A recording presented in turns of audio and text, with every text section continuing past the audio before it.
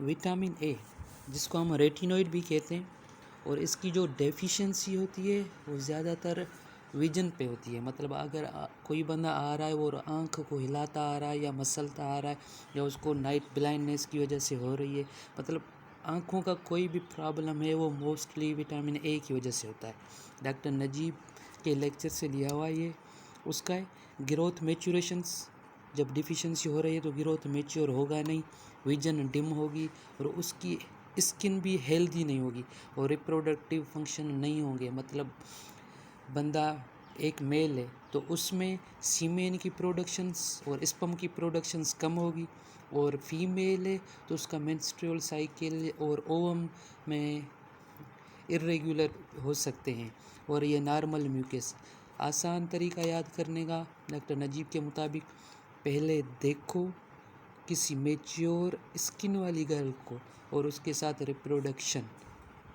और रेटिनॉल, ये 3 किस्म है हमारे बॉडी में विटामिन ए के होते हैं। रेटिनॉल और रेटिनल में कन्वर्ट होते हैं। अगर ये विटामिन ए का मौजूद है तो हमारे चारों फंक्शन विटामिन ए के सही काम करेंगे।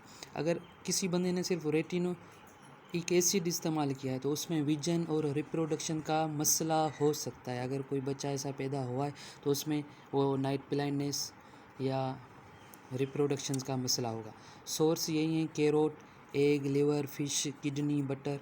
और डिजीज़ जो होंगी वो नाइट ब्लाइंडनेस है, मगर रात को उसको पता नहीं चलेगा, कोई चीज़ दिखाई नहीं देगी। और केरेटोमेलेशिया, स्किन की ड्राइनेस होगी। और फेरिनोडर्मा, स्किन की ड्राइनेस। और केरेटोमेलेशिया आँख में। और इसमें एक दूसरी आती है ज़ीरोप्थेलीमिया। ज़ीरोप्थेलीमिया में यही है कि आँखों में जो ये आंसू निकलते हैं वो आंसू कम निकलेंगे। आईलिड का जो अंदर वाला एपिथेलियल कवर है वो ड्राई और हार्ड हो जाएगा। हार्ड की वजह से वो बंद जैसे ही ब्लिंक करेगा तो वो रेटिना को डैमेज कर देगा।